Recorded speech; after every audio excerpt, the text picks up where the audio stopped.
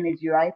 If you're going to transition, we have to transition in a just manner so that we're not going to make renewable energy that we are transitioning to come at high cost. And so there's one energy transition. The other one is relationship the the fossil fuel industry. There are so many products comes out of petroleum and all that, considering asphalt and all.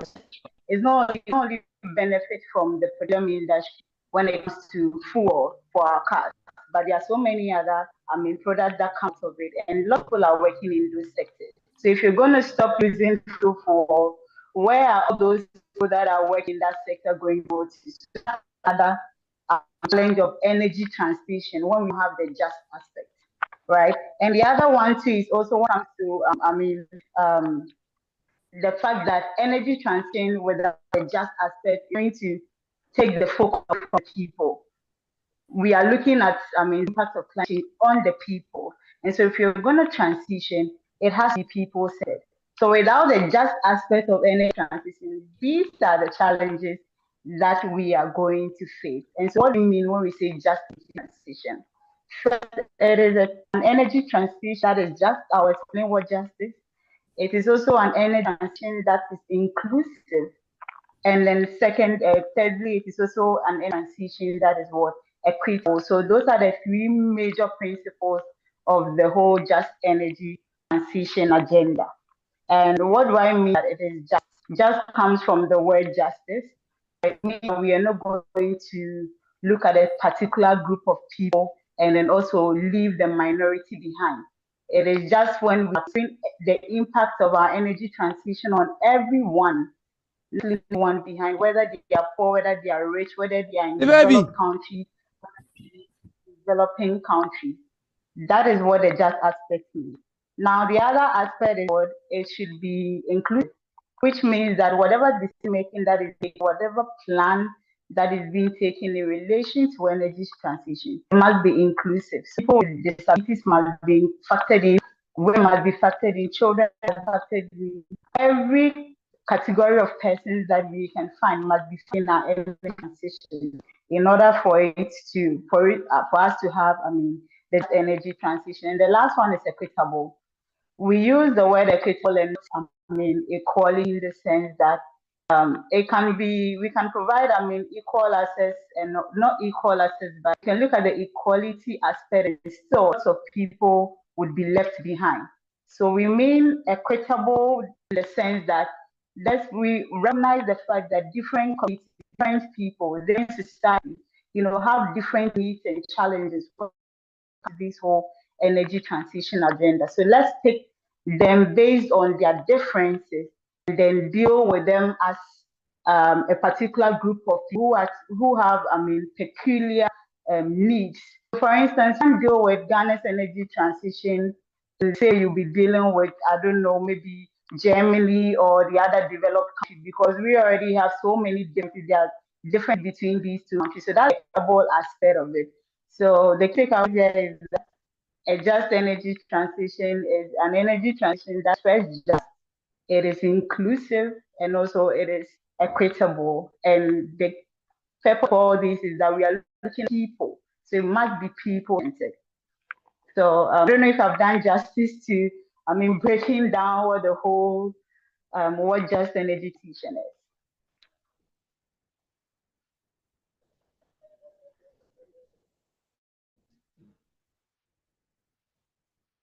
Percy, I think still muted.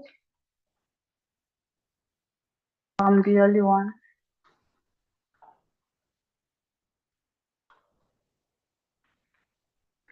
Hello, can you hear me?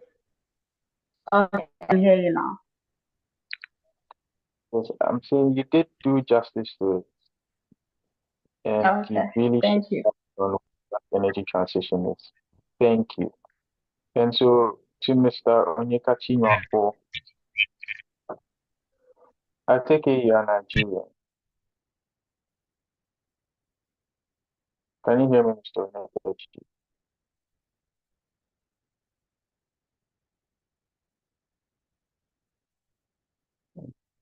Mr. Onyekachi here. Okay, I don't think he's here. Okay, so then back to you, Emanuela. So you told us the state of energy production and consumption in Ghana. And I think you touched on the state of energy in Ghana now, and I Ghana myself. That was interesting to hear. I would want to know, just the question. If we were to transition from fossil fuel, that was the point. So what just energy transition is transition was. And I think as a climate activist myself, I would love for us to stop using fossil panels. I would want to know, normally when we talk about going from fossil fuels, we normally start thinking about solar and wind and such. But I wanted to get your take on nuclear energy. If we were to transition to using nuclear energy from fossil fuels to nuclear energy, would that be just energy transition? Is that good, or nuclear energy is the way to go? What's your opinion on that? I think this is a very dicey question for me. I've had conversations with, people in the sector, but the lawyer and diplomatically answering this question for, I would say that when it comes to Ghana, Ghana, we have other transition forms that we are considering, right? So we are looking at solar, which as Africans, we have lots of access to the energy from the sun. Solar is our main, clean fuel, and then we have the wind, and then biofuel, biomass is also another option that we consider. Nuclear is right, but I think that as a country, considering the pace that we have to go when it comes to reaching net zero, nuclear is part of our options, but I think it's not very feasible when it comes to the time frame that we have and how quickly we have to transition so as to achieve net zero. So something that we all do, because I know we have nuclear plant and all that in Ghana, but right now we are transitioning, and even with the solar energy, there are lots of challenges that comes with it. And so I think the focus should be on the one that we could easily have access to a country. And then as time goes on, we look at the other options, nuclear, and then channel our energy on it. But I think when there may be hydrogen, it should be the focus now for Ghana. Yeah, Tessie, back to you. Thank you. Okay, great. Mr. Mohammed, can you hear me?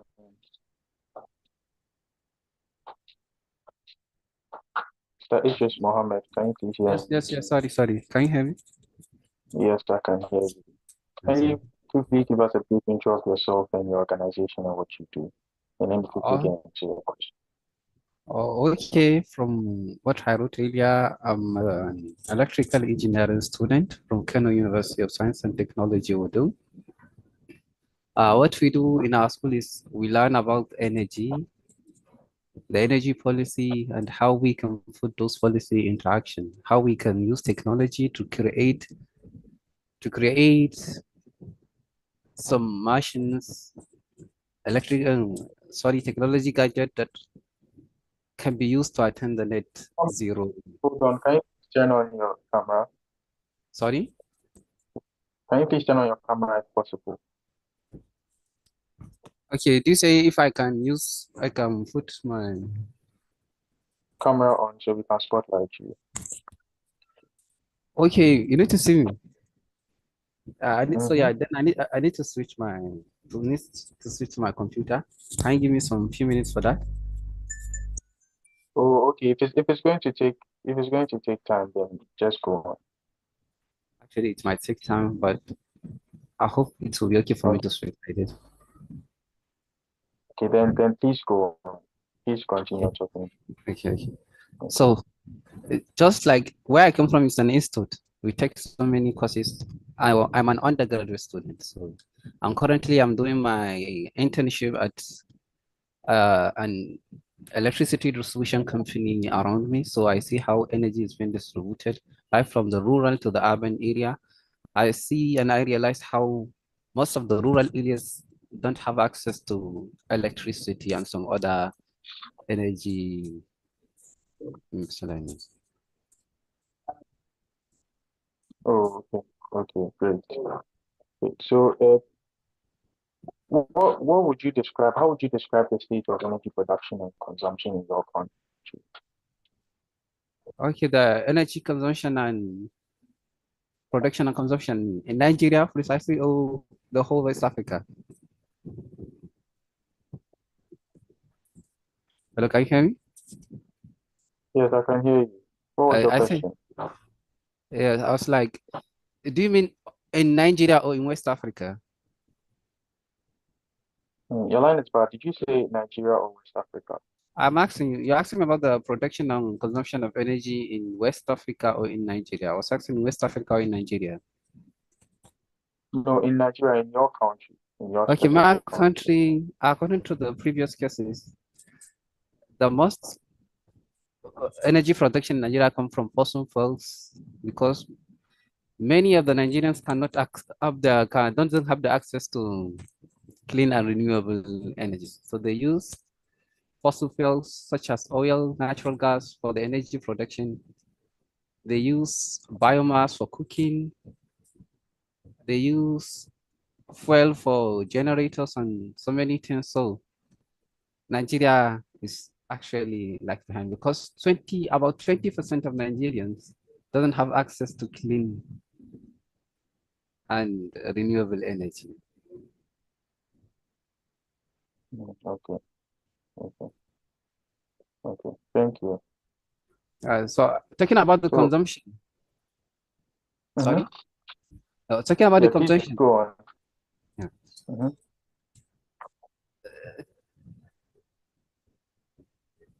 So the energy household is a single person in Nigeria that consumes about 90% of the energy being generated. And the historian and the commercial took some part of it, but actually, if we compare the rural and the urban areas in consumption of electricity, hello? Yeah, you're listening. I can hear you. Yeah. So if we compare this rural and urban areas in consumption of electricity, we can see that the urban places have the higher consumption than the rural areas. Okay. Okay. Thank you, Mohammed. Thank you very much. So quick back to Miss Emanuela. So being a lawyer yourself, Emanuela, I would like to know, so when it comes to just transition,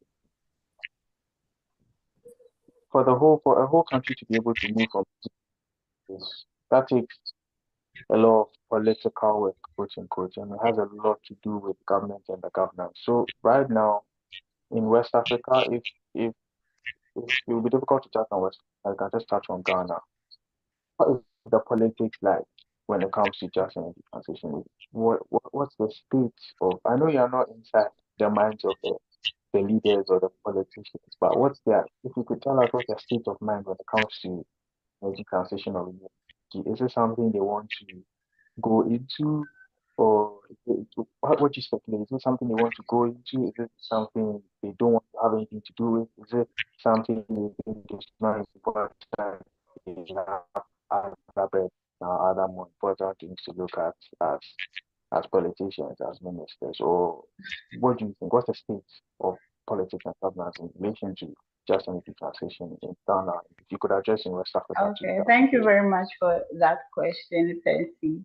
So, I mean, yes, I can touch on West Africa and even Africa because we are really connected in so many ways. We share similar, I mean, issues, challenges, and I mean, all the problems it cuts across that.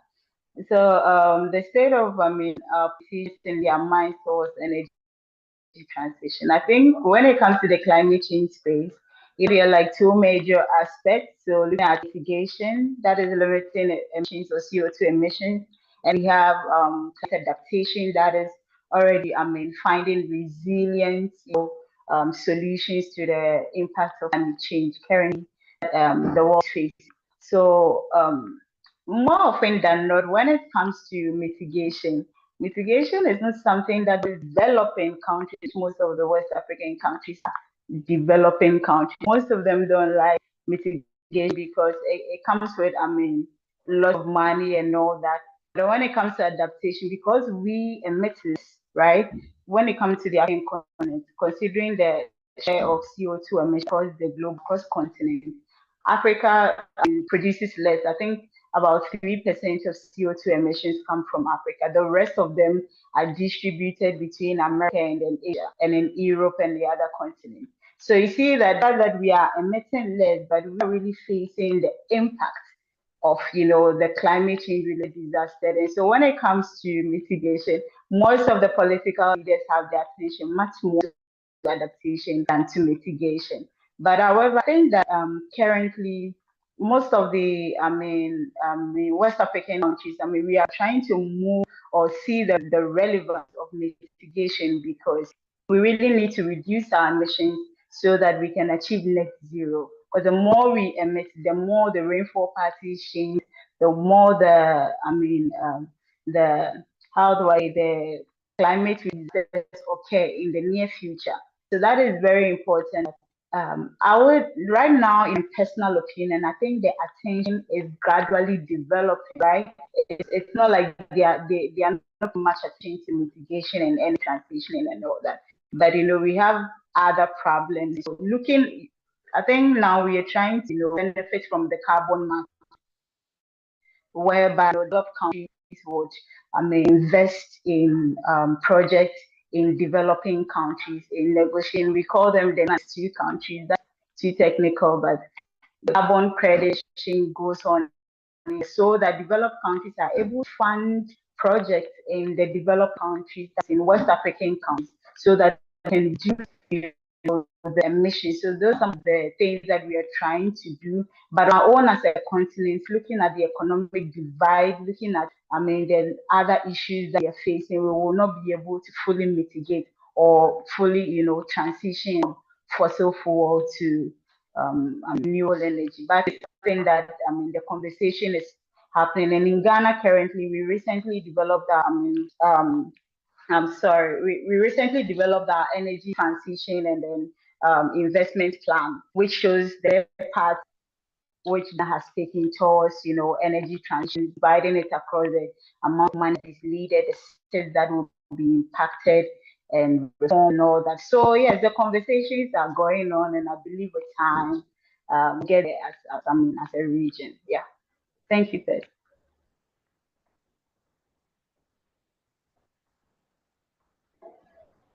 I think you're muted, person.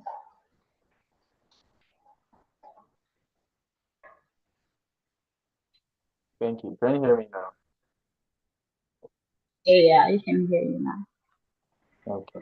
Thank you very much, Emanuela, for that. So that's the state of mind. Okay, so now we know in Ghana we just drafted some kind of a document, some kind of a proposal that we want to be put in, right?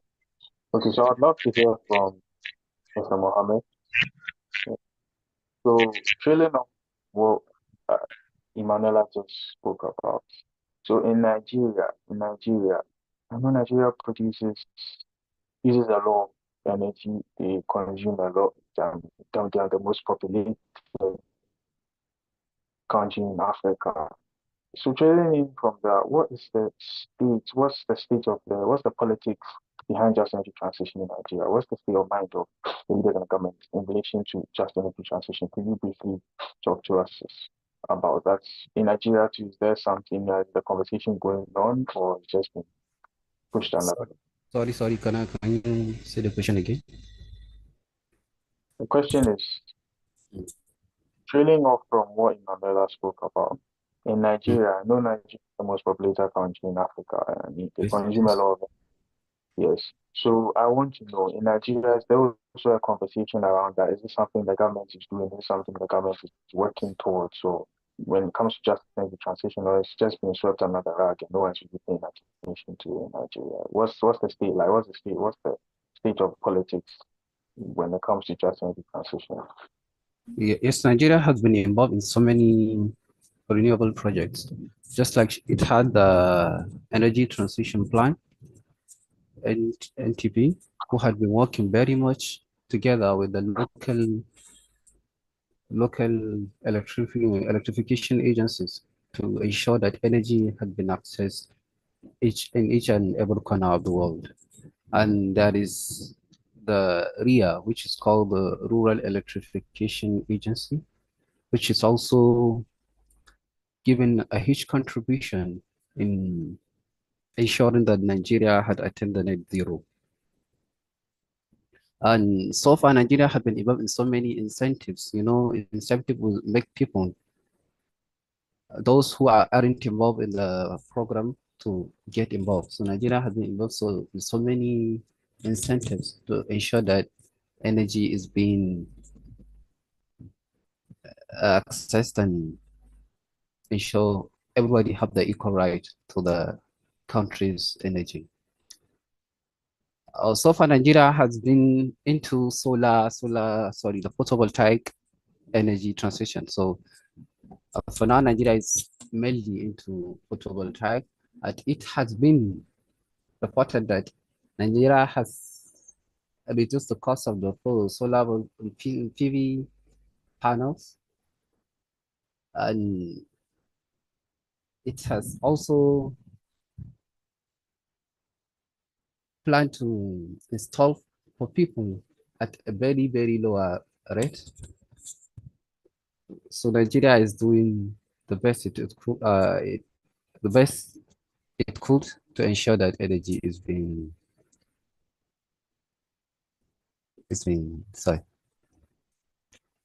accessed. Thank you.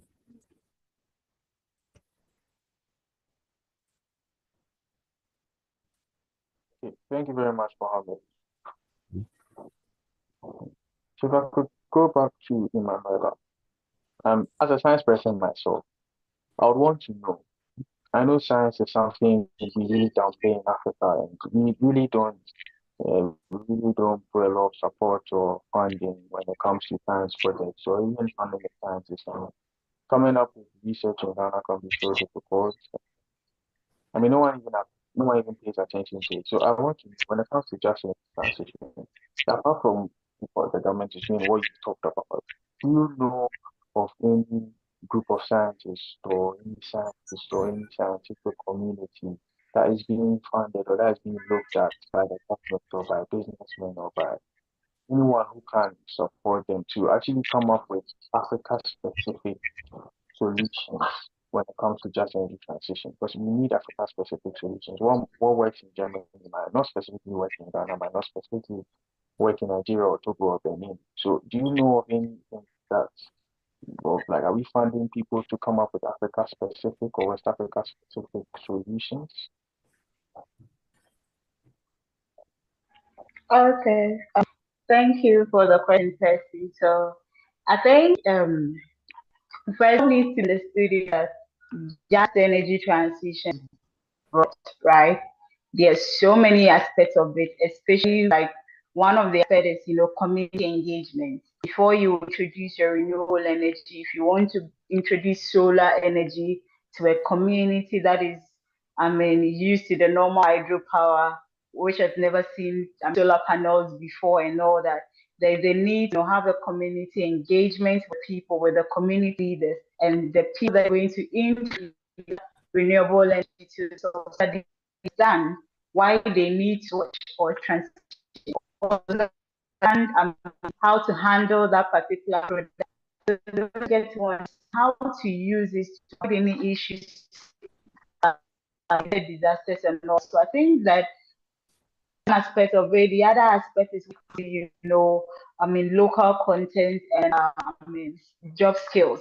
Because when we are transitioning from fossil fuel to renewable energy, clearly there are two different sectors altogether. So what we need to do is that there is a need for us to educate and train the people who already have the skills for the fossil fuel to be able to acquire the necessary skills in the renewable energy.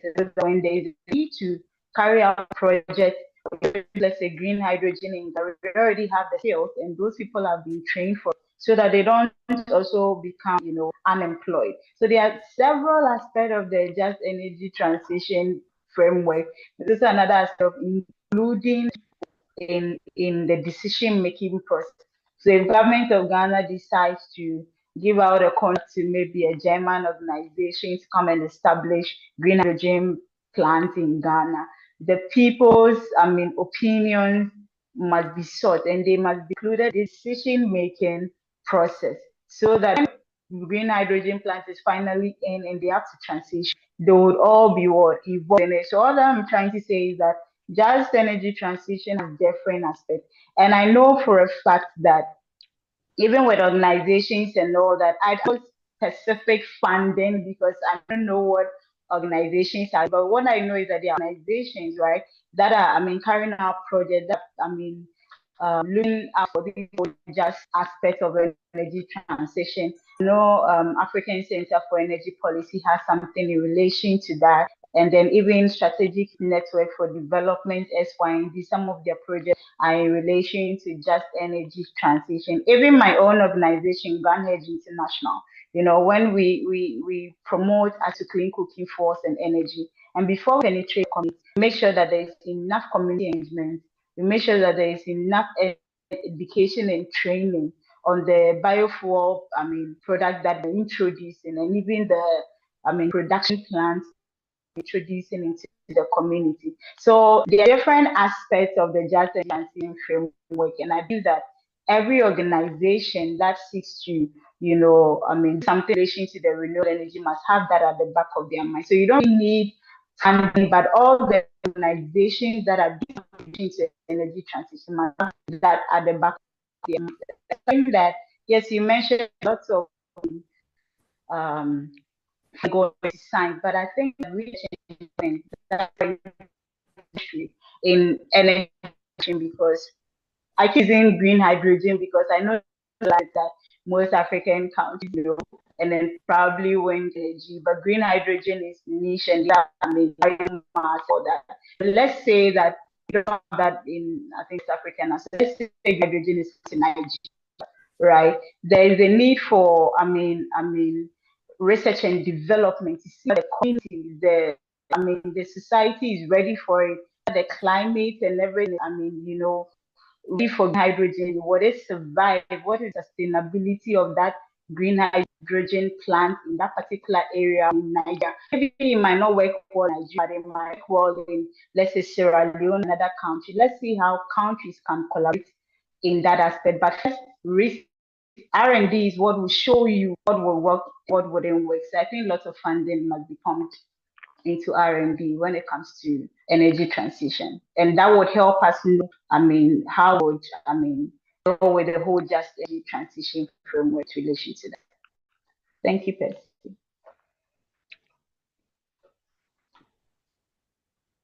Okay, thank you, Manuela.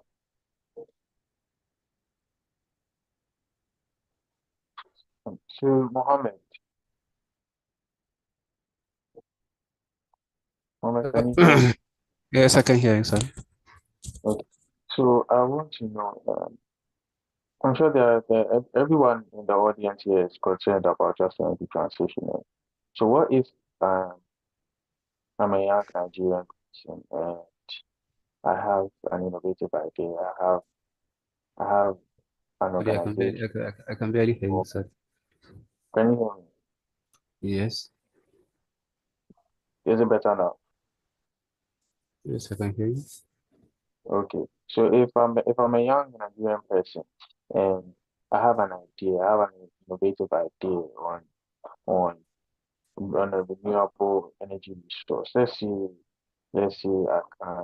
I found a way to make photovoltaic cells more efficient, right, than what we have. So in Nigeria, is there like a scheme or something or some kind of grant or fund that any young person can tap into to fund his or her project? Is something like that readily available in Nigeria, or finding funds or getting support is something that would be difficult that you have to find a way to do yourself? I'd want to know.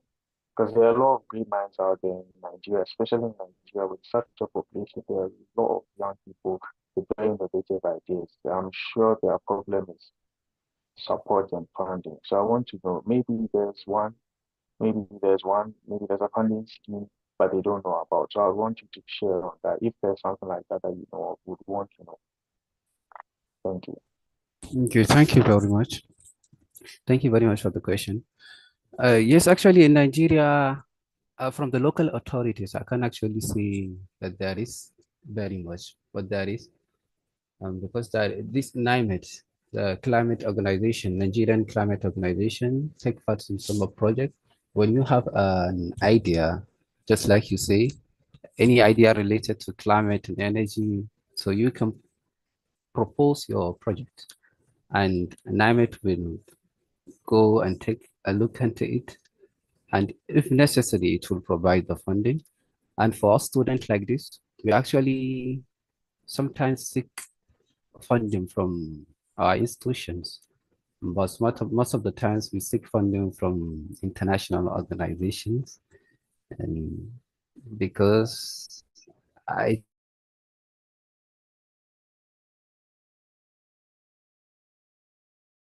even though it's my country,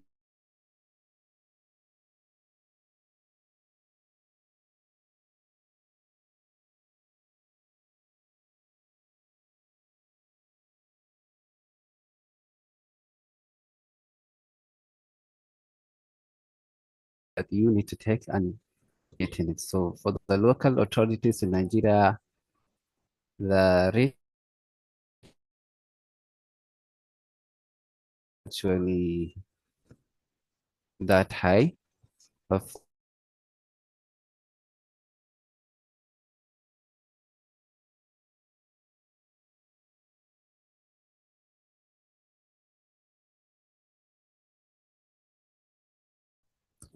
hello, can you hear me? Hello?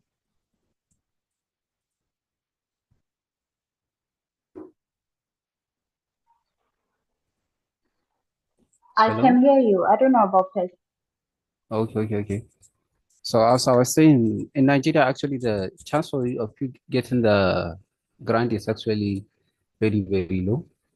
So we seek from international organizations, and that's it.